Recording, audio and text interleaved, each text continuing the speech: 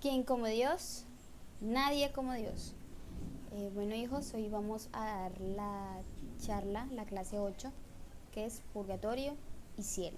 Entonces, como todo lo que es del Señor, como todo lo que es de Dios, vamos a comenzar con la oración. Entonces, todos vamos a poner el nombre del Padre, del Hijo, del Espíritu Santo. Amén. Ven Santo Espíritu de Dios, ven a iluminar este momento. Ven Santo Espíritu de Dios, a inundar cada corazón.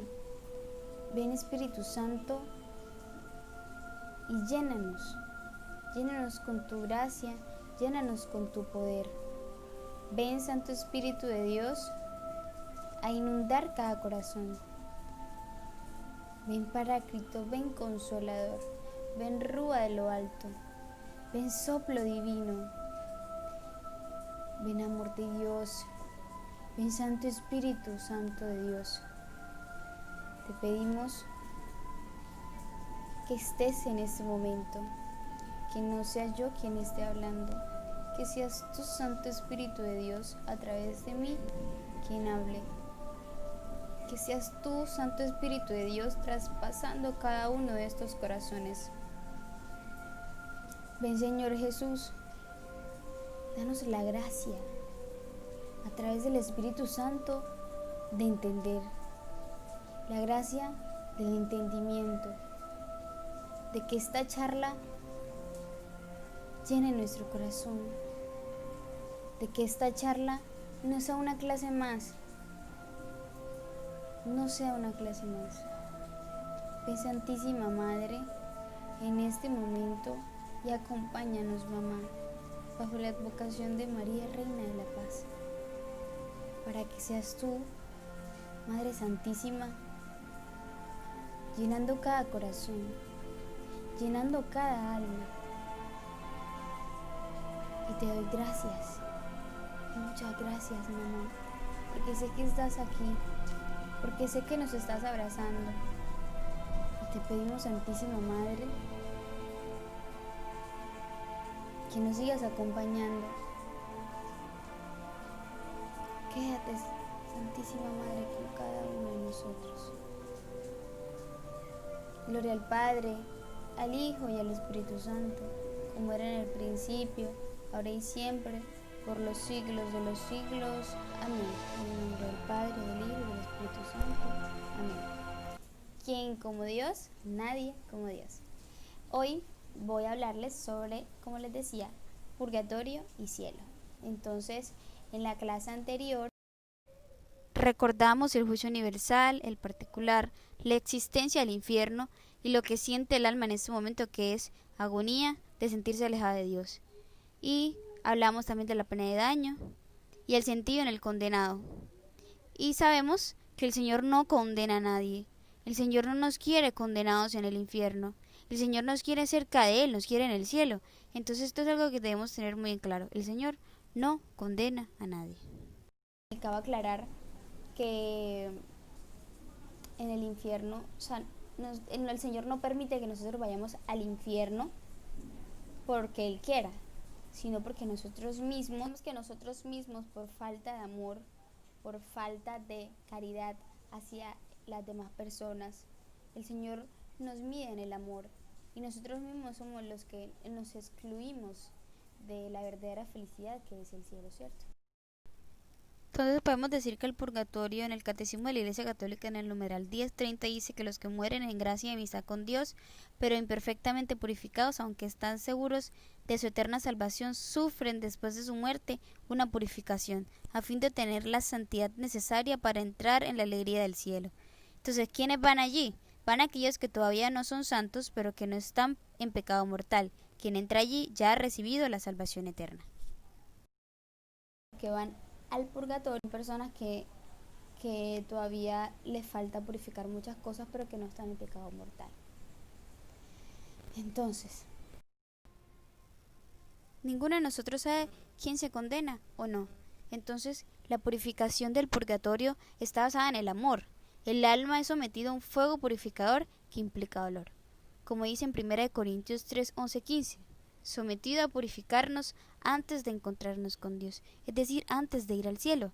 Nos purifica el Señor porque nada entra manchado en el cielo. Entonces necesitamos purificarnos para entrar al cielo. Eso sí, hagamos una comparación. Digamos, Hitler, que fue una persona que hizo tanto daño a las personas, a la humanidad, mató mucha gente, comparado con la Madre Teresa de Calcuta, que dio su vida entera por las demás personas, por los pobres, por los enfermos, pues no podemos comparar o sea, digámoslo, si Hitler se arrepiente en el último momento de su muerte, si se arrepintió o se arrepiente, o pues pongámoslo así, que digamos que se arrepiente en el último momento, Dios en su infinita misericordia acepta esa contrición, ese arrepentimiento que tiene esa persona en ese momento, pero no quiere decir que va a entrar derechito al cielo, porque hay muchas cosas que él debe reparar. Todas estas muertes, todo ese daño que le hizo a las almas, eso es algo que deben reparar. Entonces, la purificación del purgatorio está basado en el amor. El alma es sometida a un fuego purificador que implica dolor. O sea, sí implica dolor, pero no es el mismo fuego que se experimenta en el infierno. En cambio, volviendo a la comparación que les hacía con la Madre Teresa dio su vida entera por los enfermos, por las personas. Entonces, en este caso, ella iría derechito al cielo, porque ella no está en pecado mortal. Ella dio su vida entera por las demás personas y acumuló méritos para poder llegar al cielo. Entonces, el purgatorio para mí es algo que Dios creó en su inmensa misericordia, porque en realidad, o sea, no hay otra explicación. Es obra de la misericordia infinita de Dios. Eso es lo que el alma experimenta, ese sometimiento a purificarse antes de llegar a ver a Dios, a causa de no poder reparar, ¿ya? Entonces, argumentos para hablar de la existencia del purgatorio. En la Biblia no aparece la palabra purgatorio de manera clara, pero sí aparece la idea del mismo, ¿cierto? Entonces tampoco aparecen palabras como Trinidad, encarnación, pero los hermanitos esperados también la aceptan sin ningún problema. Entonces, ¿en qué parte de la Biblia aparece purgatorio? ¿Verdaderamente existe o todas las palabras deben estar en la Biblia? Trinidad es una de las palabras que no aparece en la Biblia de manera literal, pero en Mateo 28:19 aparece también la idea, al igual que aparecen las ideas de purgatorio en la Biblia. Al cielo no entra nada manchado, ¿cierto? Entonces, tengamos en cuenta eso. Si no entra nada manchado, el purgatorio es el lugar en donde purificamos, ¿cierto? Y también tengamos en cuenta que cada palabra o sucia que hablen los hombres dará cuenta en el día del juicio. El Señor nos mide en el amor. En Mateo 12:36. Muchísimo cuidado con estas palabras ociosas que decimos. Tengamos mucho cuidado con lo que hacemos, porque esto puede restarnos posibilidades de entrar al cielo. Argumentos que también hay es: muchos filósofos paganos mencionan la expiación después de la muerte. Platón alude varias veces a un lugar ultraterreno donde se purifican las almas imperfectas antes de entrar en el reposo eterno. Virgilio recoge esa misma creencia en la Eneida al descubrir la purificación que es necesario sufrir antes de entrar en los campos elíseos, esto es, en el paraíso. Y el filósofo Séneca, consolando a la noble Marcia por la muerte prematura de su hijo, le habla de un lugar donde se expurga y sacude de sí los vicios pegadizos y la herrumbre inherente a toda vida mortal. Es un argumento más que nos da el Señor para poder decir verdaderamente el purgatorio sí existe, ¿cierto? Entonces, reparar la pena que hay que resanar en la confesión, se sana la culpa, pero si no la reparamos podríamos ir a purificar al purgatorio. Es decir, en la confesión todos podemos reparar o nos liberamos de la culpa. Cuando nos confesamos o cuando cometemos pecados y nos vamos a confesar, tenemos dos cosas, que son la culpa y la pena. Entonces, en la confesión nos liberamos de la culpa, pero nos queda la pena, y eso es lo que hay que reparar. Eso es lo que nos queda a nosotros por reparar, ¿cierto? Por purificar. Entonces, en el purgatorio reparamos la pena del pecado cometido por cada uno de nosotros.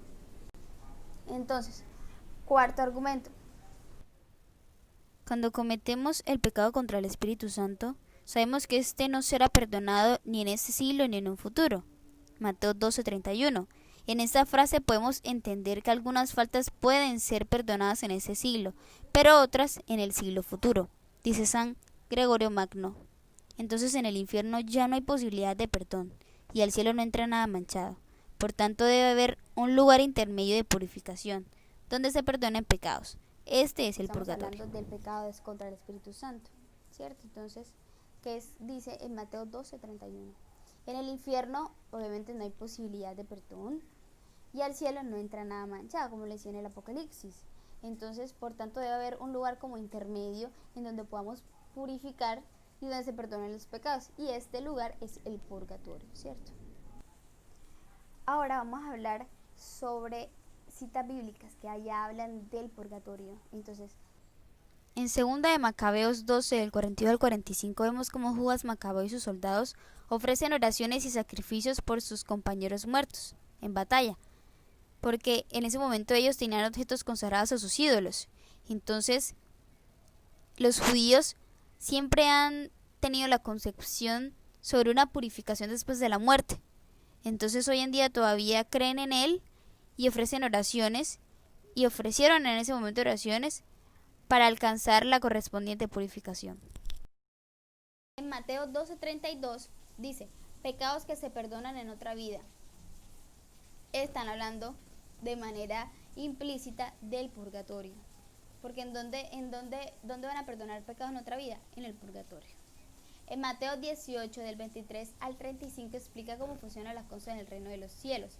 Es decir, que hay un castigo temporal. Y este castigo temporal es el purgatorio, ¿ya?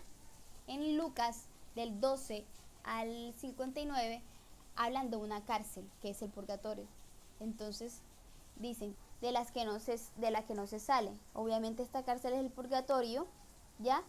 Pero se sale después de haber purificado. En 1 Corintios 3, del 11 al 15, dice, tendrá que pasar por el fuego purificador. Y como les decía, el purgatorio es un fuego purificador, pero es un fuego de amor. Sí, genera dolor, sí, pero es un fuego purificador de amor. En 1 Corintios 3, del 11 al 15, San Pablo habla del fuego que probará la obra de las personas que edificaron su vida sobre Cristo. Algunos construyeron con oro, plata o piedras preciosas, otros con madera, caña o paja. Pablo dice, además, que será premiado aquel cuya obra resiste al fuego, pero si la obra se hace cenizas, el obrero tendrá que pagar. ¿Se condenará entonces? No. Pablo es claro al decir que se salvará, pues había edificado sobre Cristo. Sin embargo, tendrá que pasar por el fuego purificador. Ese fuego purificador es el purgatorio. En el Catecismo de la Iglesia Católica, en el numeral 1071, podemos ver cómo la indulgencia es la remisión ante Dios de la pena temporal por los pecados ya perdonados en cuanto a la culpa, que un fiel dispuesto y cumpliendo determinadas condiciones consigue por mediación de la Iglesia, la cual como administradora de redención distribuye y aplica con autoridad el tesoro de las satisfacciones de Cristo y de los santos. En nuestra iglesia existen dos tipos de indulgencia, indulgencia plenaria e indulgencia parcial. En la indulgencia plenaria borra toda la pena merecida por el pecado. Para obtenerla se debe cumplir las siguientes condiciones: una confesión, comulgar, oración por el Papa y una hora que produzca indulgencia plenaria. Algunas de ellas pueden ser 3 días de retiro, rezar el rosario meditado en comunidad, asistir a una primera comunión, hacer el santo Vía Crucis o la bendición Urbi et Orbit, y renunciar a todo afecto al pecado, incluso venial. En la indulgencia parcial, como su nombre lo indica, borra solo una parte de la pena merecida por el pecado. Depende del acto concreto que se realice para obtenerla, son muchas las formas de ganarla. Entonces ahora vamos a hablar del cielo. El cielo, felicidad eterna. Esta vida perfecta con la Santísima Trinidad, esta comunión de vida y de amor con ella, con la Virgen María, los ángeles y todos los bienaventurados, se llama el cielo. El cielo es el fin último y la realización de las aspiraciones más profundas del hombre, el estado supremo y definitivo de dicha. Catecismo de la Iglesia Católica, numeral 1024. Entonces, aquí vemos cómo nuestra Iglesia nos dice lo que significa, a grosso modo, el cielo. Entonces, aspectos para tener en cuenta acerca del cielo. Dios ha creado el hombre para el cielo. Ya por eso en la tierra nosotros no encontramos nada que llene nuestro corazón, porque solo lo puede llenar Él, lo puede llenar el Señor. Y la felicidad eterna es Él, es Dios, es estar con Él, es estar allá en el cielo con ellos, estar con todos los santos, con la Virgencita María, es tener la felicidad eterna. Y eso solamente lo da el cielo. Y los méritos lo buscamos pues acá en la tierra, ¿cierto? Entonces, el padre Jorge Loring, en su libro Para Salvarte, dice que la aspiración fundamental del hombre no puede saciarse con la posesión de un objeto. Y esto nos habla mucho de que nosotros no podemos ser apegados a las cosas terrenas, hijos. No podemos apegarnos a las cosas terrenas. Las cosas terrenas lo único que hacen en nuestra vida es dañar nuestra alma, es alejarnos de Dios, es quitarle el lugar al Señor, es quitarle ese primer lugar a Dios. Entonces, no dejemos que esto pase. Luchemos mucho. Busquemos la verdadera aspiración del hombre, la verdadera realización del hombre, el cielo eterno, la felicidad eterna. Y yo de verdad me quedo muy corta en palabras para describirle lo que es el cielo, para describirles de qué se trata el cielo, porque es una felicidad incomparable y solamente el alma puede experimentarlo. Es como si recibieran varias noticias buenas en cada segundo, en cada minuto. Es una felicidad que llena el alma, que llena el corazón. Es estar con Dios, es estar con Él. En 1 Corintios 2:9, San Pablo nos dice: lo que ni el ojo vio, ni el oído oyó, ni el corazón del hombre llegó, lo que Dios preparó para los que lo aman. Definitivamente, aquí vemos que no hay palabras para describir lo que significa el cielo. Que Dios nos ofrece un verdadero amor fiel, un amor incondicional, un amor más allá de lo humano. Entonces Dios nos ha preparado para llegar al cielo. Dios ha preparado el cielo para nosotros. Y en ese mismo sentido, obviamente nosotros humanamente no podemos describir lo que verdaderamente es el cielo. Hijos, esa es la felicidad eterna, es nuestro fin último, es por lo que todos nosotros luchamos todos los días, por llegar al cielo. Entonces, el Señor nos brinda un amor fiel.